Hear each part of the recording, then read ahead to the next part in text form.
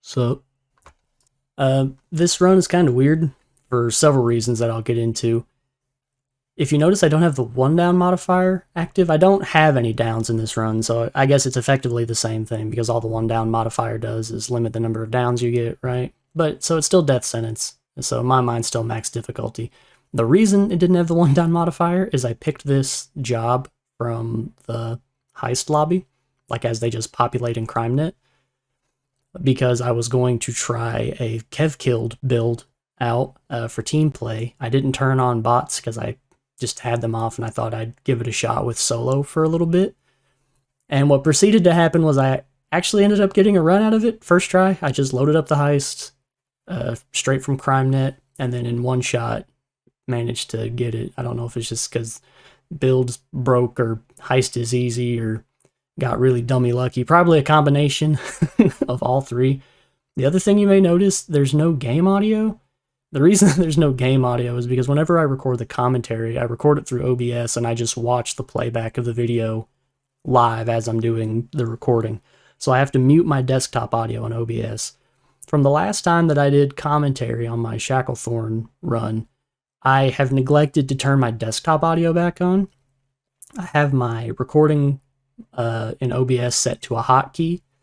So I opened up Payday 2, hit the hotkey, and started recording just in case something happened. And I'm really glad that I did because I got the run out of it. But I feel really dumb because I don't have any game audio.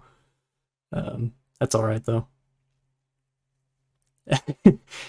It still works, and I try to keep the game audio turned down, and I'll just talk on top of it the whole time. This can just be usual's podcast hour, or however long this run actually is, third of an hour, I guess. I enjoy this heist loud. I do it loud with my friends from time to time. Although when I play with my friends, I don't generally play one down. They're kind of more on the just casual side of playing, and they don't really get into playing on the heist difficulty and all that kind of stuff. But I'm at least familiar with how the flow of this heist goes in loud. So whenever I saw it pop up in CrimeNet, I was like, oh yeah, I like breakfast in Tijuana. Tijuana, whatever. I was like, I'll just give it a shot. So again, I did not make this build for this heist. This is not my build in any way, shape, form, or fashion. I have not changed it, edited it in any sort of way. I got it off KevKilled's giant DSOD build list, which is just an excellent resource. I was looking to get into some other builds and try to learn some other perk decks. This particular build is centered around Copycat, using all of the health boosts and then using the Prospect card from Biker as the actual Copycat card. I wasn't even really sure what the point of the build was supposed to be. I assumed it was like some sort of armor and health gating ordeal. So needless to say, even before I go and show the build at the end of the video, and I'll link KevKilled's giant build list in the description, so all the credit can go to him, of course. This build was made for team play, so the build that I'm currently running has Inspire, has 9 lives aced, and everything. And so I've got, in terms of a solo run, I have a lot of wasted points, or I guess a solo build, I have a lot of wasted points. Because obviously I don't need Inspire. There's, I think Painkillers is aced, and I don't need that for this particular run. The build played really well, though. I don't know what else to say. Even with some unoptimized points for solo play, I still managed to make it through, which just, to me, shows how efficiently the build was made and things like that. And also this heist didn't feel, I don't know, this heist didn't feel super, super difficult. I don't know how much of that is due to the build and how much of it is due to the map. It's hard to really say because I've not tried a run on this particular heist with any other build to my knowledge. And I've never used Copycat for loud. I've only used it for stealth up until this point. I think I mentioned in the Shacklethorn video. I can't remember if I mentioned it or not. I mostly have been playing stealth since I've been back to the game, except for the rare occasions that I do runs or when I play with my friends.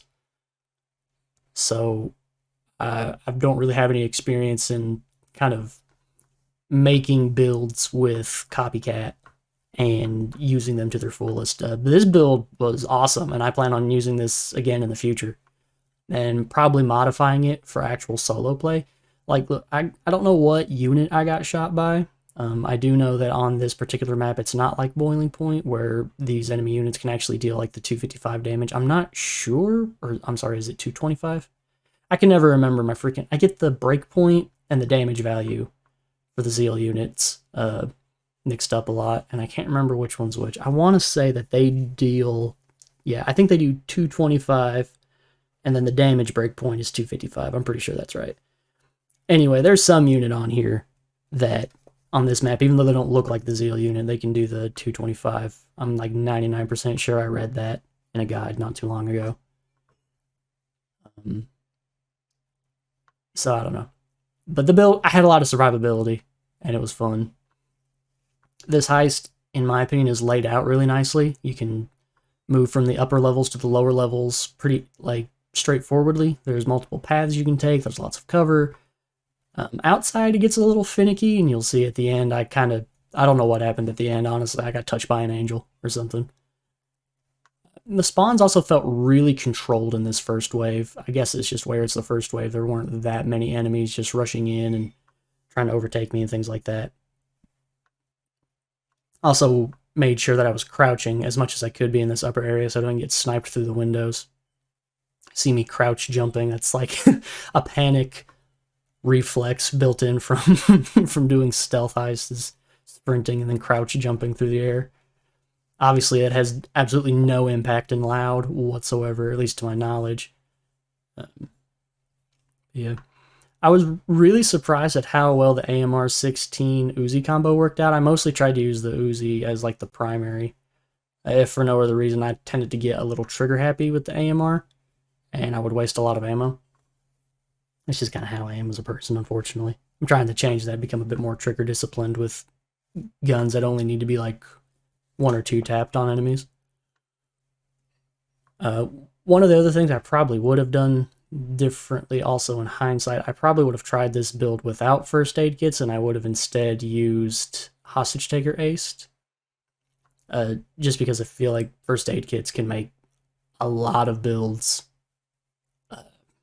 I don't know, it just gives a lot of builds way more sustain than they probably should have. And I don't know, for solo play, I try to stay in the spirit of making things like way more difficult than they need to be. Not always. I mean, I'm not gonna, do no skill runs or anything like that. But I think there's kind of a stigma developed that first aid kits are kind of a crutch in a lot of circumstances. But this build just had them, and so I decided to use them for this run. I'm gonna try in the future to not use first aid kits in most of my runs if I can help it. Unless there's just like a particularly difficult heist that I just can't seem to beat without it, even if I use like a really good build. Started to feel a bit of the enemy pressure here, so I just decided to grab all this ammo and bail. My guns were getting a little low, and I was worried I wasn't going to be able to survive much longer in that room if I didn't just make a big play and run out. Even without dodge for this deck, it was really nice to be able to run through areas and not worry about just getting instantly 2-tapped. I'm not a super big fan of builds that utilize armor because I like the mobility. I have always leaned into having like a run and gun play style in this game. I kind of fall into... I don't really play Quake or anything like that, and I do enjoy the Doom games, but just kind of the run and gun play style that is associated with first-person shooter games that are like that, where you're just always on the move and you're always shooting and things like that. That appeals to me a lot more than sitting in one location for very long periods of time and poking in and out of cover. I'm slowly pulling myself out of that mindset to where I can just, sit and poke from cover for as long as I need to.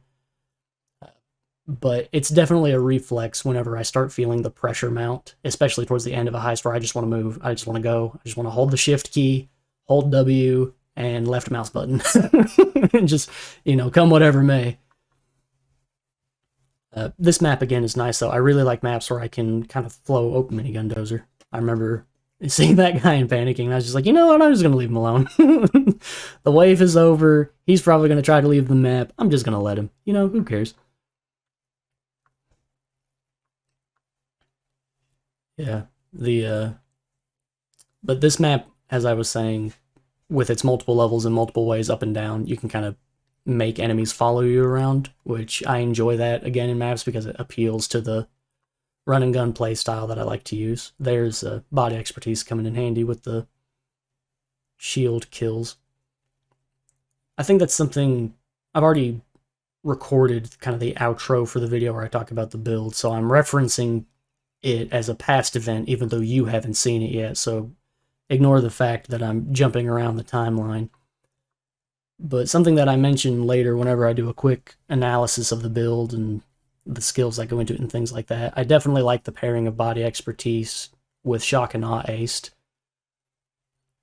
Because it's in the way that the shields fall whenever you're shooting them from the front, especially with an automatic weapon like an SMG or an AR or something like that. They minigun dozer. He's very, very slow. Still on his way out from the previous assault wave. Minigun dozers put the fear of God in me, dude. They terrify me so much. I feel like I have to dump so many bullets into them to kill them. Anyway. I don't remember what I was saying anymore. Shock and eyes, that's what I was talking about. Body expertise and shock and eyes are cool. It's not something, again, I don't really spring for body expertise aced all that often. Just because I just have I tell myself like, just aim for the head, who cares? You don't need the skill if you aim for the head and you hit him, right? But I am seeing the strong benefit of having body expertise aced if you're using it in conjunction with shock and awe aced, so that you can knock a shield over and shoot them in the body when you don't have a good angle on their head and still get the kill. If you're trying to forego using a shield piercing weapon like, AP rounds or the AP pistol or a sniper or an explosive, insert whatever. And I really enjoyed this weapon combo on this build. I felt like I had plenty of killing power. The ammo pickup was decent enough so long as I was killing things. And making sure I wasn't killing people like way far out. This guy scared me. I thought it was over right here. Whenever like the shield was shooting me and he was punching me, it was just mayhem right there for a second. It all worked out though. Yeah, there were only a handful of times in this heist where I felt like the enemy density started to get a little hairy, and I wasn't even really sure why. It seemed really sporadic, and the waves seemed particularly short. I just don't know if where the map is so much more confined, if I was just killing enemies a lot quicker, or if there's something different about this heist in terms of the assault wave. I'll be honest, as much as I've played this game, and as much as I used to do one down runs, and as it was originally called, and then progressed to death sentence one down runs, I've never truly understood assault wave mechanics. I've just kind of known how the assault wave tends to go. Actually, no, I don't. I couldn't name all of the assault wave parts right now if I wanted to. There's like build up, and then there's the part where everybody is spawning, which I guess is just the regular assault wave, and then there's fade, and then there's the in between. I don't know any of the nuances. I know way, like years ago, you could abuse fade and make fade last for minutes to where almost like no other cops would be spawning. There'd only be so many on the map, and I do remember that. And that was never something I learned how to use or abuse. And I'm kind of glad that I didn't, because I've never wanted to intentionally just abuse the spawn mechanics in a way that makes this easier. I'd rather just do it unless the heist absolutely required me to be able to do that. So even now, I don't know to what extent fade can be extended. I don't know how long it can be extended. I don't know none of that stuff. I just shoot things, man. You know what I mean? I'm just out here playing. I probably should learn though. To be honest, it's no excuse. I've been playing for I've got like, I think I have a little over 3K hours at this point. I just hit the 3K mark once I've got back. I don't know how I did not die here. This build is something else, man. I don't know. It's good. I really enjoyed the copycat plus biker buffs. It's pretty sick. So I guess in lieu of, one, realizing how much I like this weapon combo and this perk deck, I'll probably use this same build but modified more for solo in the future. And I also have outed myself that I know absolutely nothing about how this game actually works. And I need to do my homework on Assault Wave mechanics. I'll just look up some videos and read the long guide or whatever, do a little bit of studying. Which all of that, like, intellectual understanding of game mechanics only takes you so far, really. I accidentally killed my hostage there. I was a little sad about that, I remember. Because the real beauty of that knowledge only shines in its application, right? If you know everything about how Fade works, but you're not actually able to use that in any meaningful way to, make your runs easier or use it to your advantage, what's the point of even knowing it, right? So, still no excuse. Need to go ahead and learn that, and I'll probably make a point to do that right after I finish recording the commentary for this video.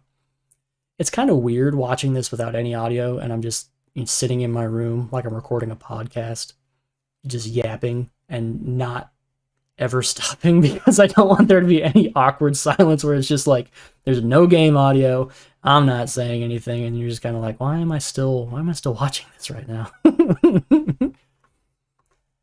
The first aid kits were really nice in this build, even though I said I didn't intend on using them in the future, but replacing it with hostage taker aced would, I feel like, would be just a perfectly fine trade out with some more careful play. I played pretty risky in certain areas.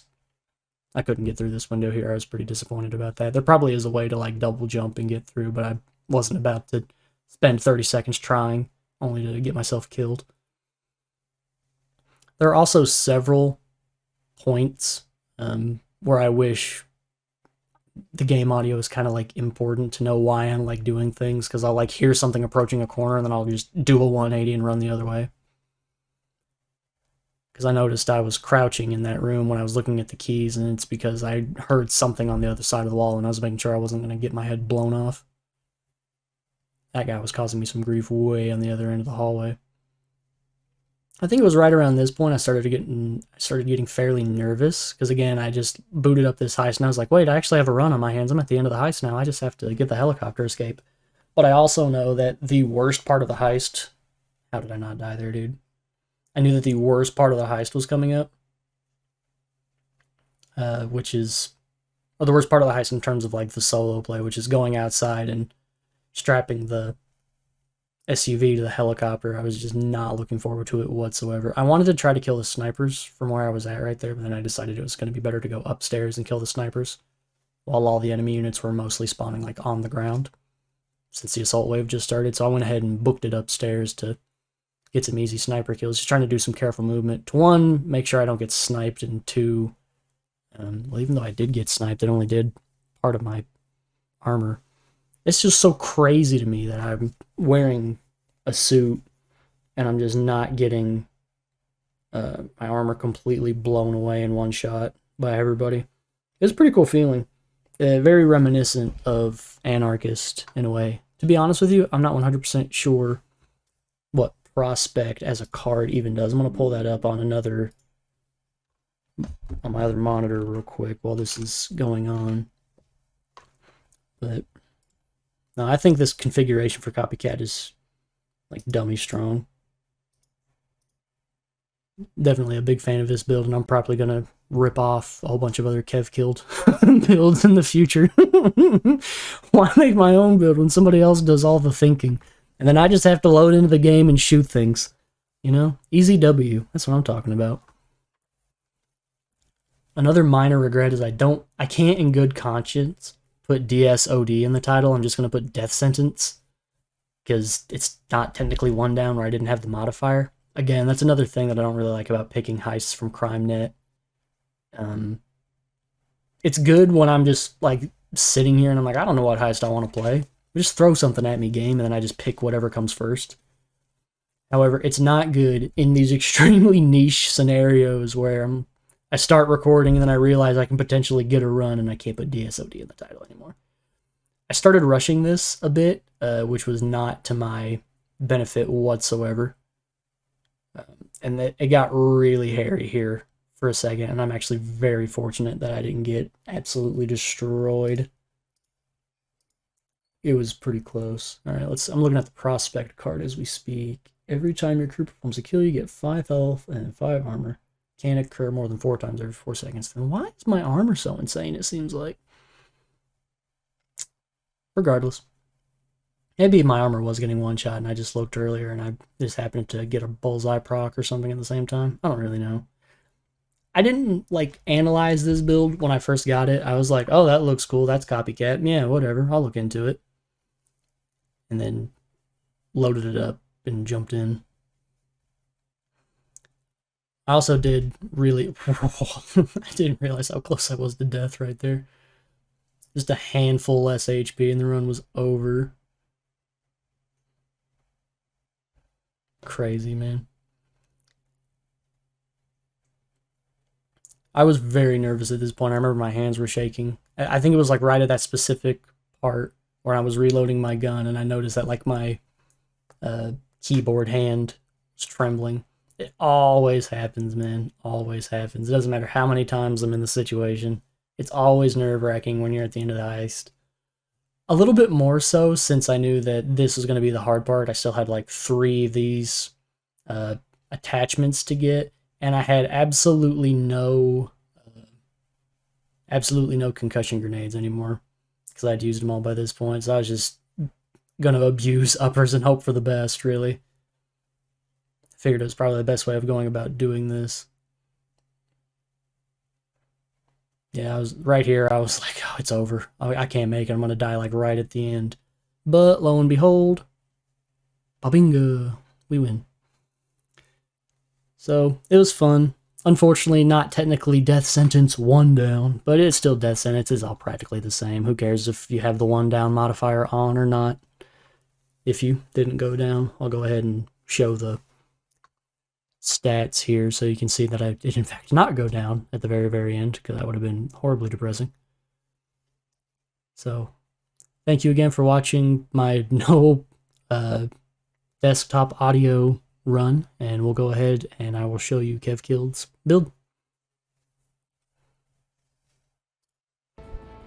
So as I've previously stated, I can take 0 credit for this build. It was a KevKilled build to the very end.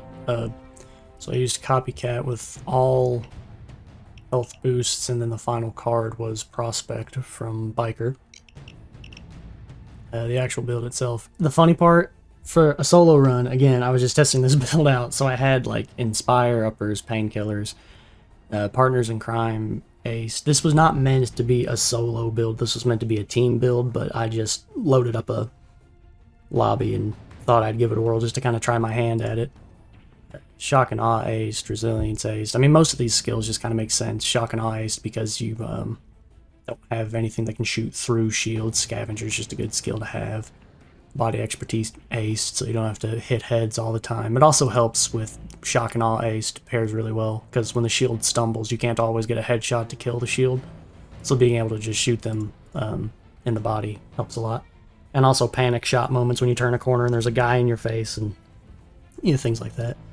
Unseen Strike basic and Low Blow aced to kind of, you know, get some crits going there. And then of course it's 9 lives aced. So in a solo world, I would have taken all of these points out and still had like 22 points to play with. For this particular heist, I don't know, I maybe would have done like Jack of all trades aced, so I could have brought uppers and shape charges, so I probably would have done like maybe this. Shoot, and if I had 1 more point, I probably would take the point. Maybe I had a stable shot. Yeah, that's probably what I would do. I would take the point on a stable shot and put it into this so that I could blow open the doors in the bottom and kind of speed the heist up a little bit. But that's not the world we lived in, and instead I had freaking this mess of a build. Well, it's not a mess of a build, but it's a mess of a build for solo, but for team play it's a pretty good build.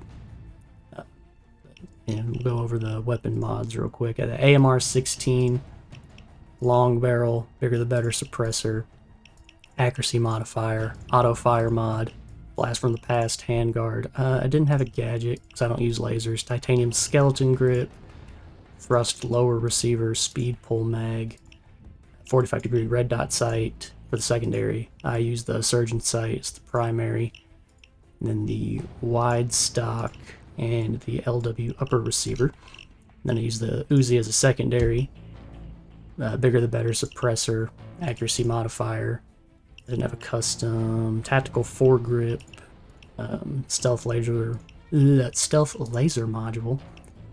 I used the Seymour sight for this one, and then the folded stock brought the buzzer, first aid kits, and concussion grenades. So again, this is Kev Kill's build. Can't take any credit for it. I just wanted to try it out and happened to get this run as it popped up in the lobby search. So thank you for watching, and I hope to see you again soon. Later.